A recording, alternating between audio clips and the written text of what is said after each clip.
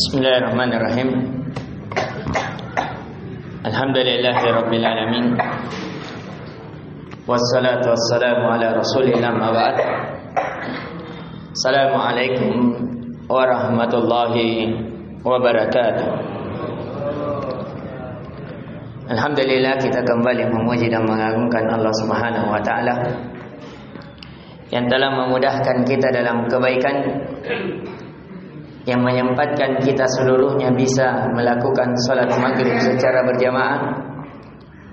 Dan semoga Allah Azza wa Jalla yang maha lembut, yang maha memalingkan hati seorang hamba, kembali memalingkan hati kita untuk bisa duduk sejenak mendengar dari ayat-ayat Allah dan hadis Rasulullah sallallahu alaihi wasallam, yang sebagaimana dari kebiasaan kita di setiap malam Jumat kita mengkaji dari karya Profesor Dr. Syekh Abdul Razak Al-Badari, salah satu pembicara di Masjid Nabawi, yaitu di dalam kitabnya Ahaditsu Islahil Qulub, pembahasan seputar yang menata hati seorang hamba.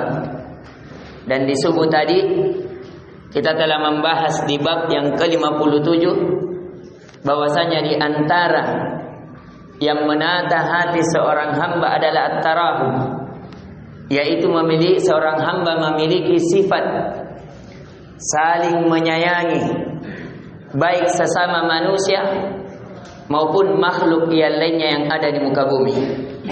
Dan sebab kasih sayang itulah ketika seorang hamba memiliki sifat di dalam hatinya kasih sayang, itu menjadi sebab kasih sayang Allah kepadanya.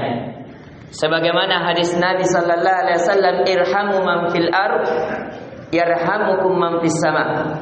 Sayangilah siapa saja di muka bumi, maka niscaya yang di langit akan menyayangimu.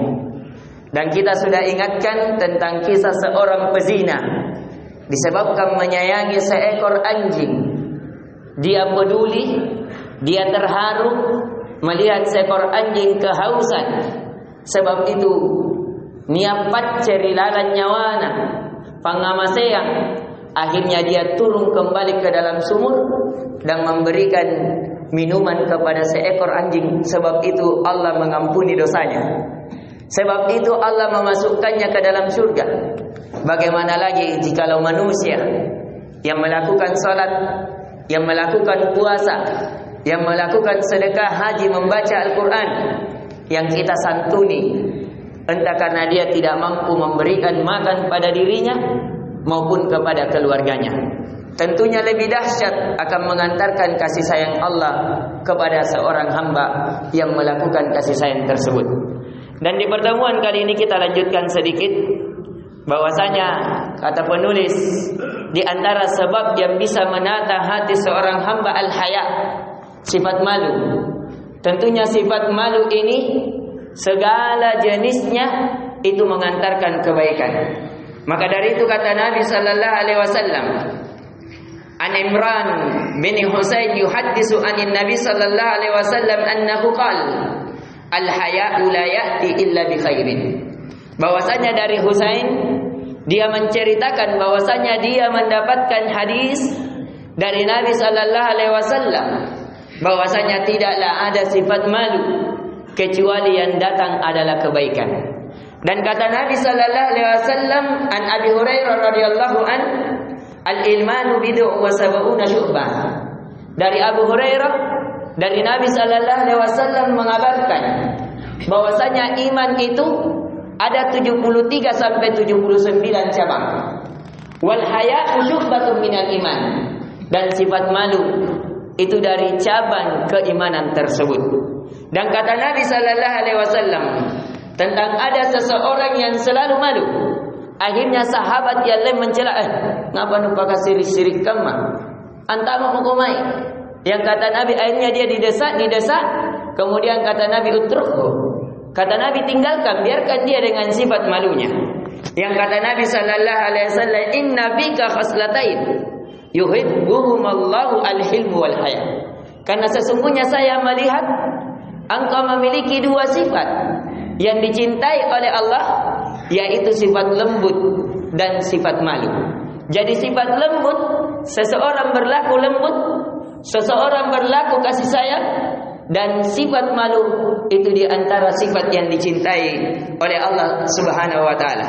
Dan kata Nabi sallallahu alaihi wasallam dari Ibnu Mas'ud, "Mimma adrakan nasu min kalamin nubuwatil ula, idza lam tastahi fasna ma syi'ta." Di antara dalil kenabian dari terdahulu hingga Nabi sallallahu alaihi wasallam, kata para nabi, jikalau engkau tidak malu, maka lakukanlah sesuka hatimu dari apa yang ingin kau lakukan. Inti pelajaran yang bisa kita petik di pertemuan maghrib kali ini, bahwasanya sifat kasih sayang, sifat paceh, punakat terima kasar nikana paceh, pangamaseyang, itu di antara sifat yang dicintai oleh Allah dan menjadikan sebab seseorang diampuni dan dimasukkan ke dalam surga. Kemudian sifat yang kedua, sifat malu. Tentunya malu kalau kita bermaksiat kepada Allah, malu kalau kita terlambat dalam kebaikan, malu kalau kita tidak bisa menolong saudara kita dalam kebaikan. Ini di antara sifat yang dicintai. Semoga dari kajian yang singkat ini bisa memberikan manfaat dan mengingatkan kita akan kebaikan-kebaikan dari amalan hati ini. Dengan amalan yang sedikit cukup kita menata hati kita bisa mendatangkan cinta Allah. Kalau Allah mencintai seorang hamba, maka Allah mencukupkan segala kebutuhannya, menjauhkannya dari segala yang dia takuti. Dan jikalau Allah mencintai seorang hamba, maka tidak ada keinginan kecuali akan dimudahkan dalam menggapai keinginannya. Semoga bermanfaat. Jikalau ada kebaikan itu datangnya dari Allah, jikalau ada kekurangan itu datangnya dari kami pribadi. Subhanakallahumma bihamdik, syada la ilaha illa anta astaghfiruka wa atubu ilaik. Assalamualaikum warahmatullahi wabarakatuh.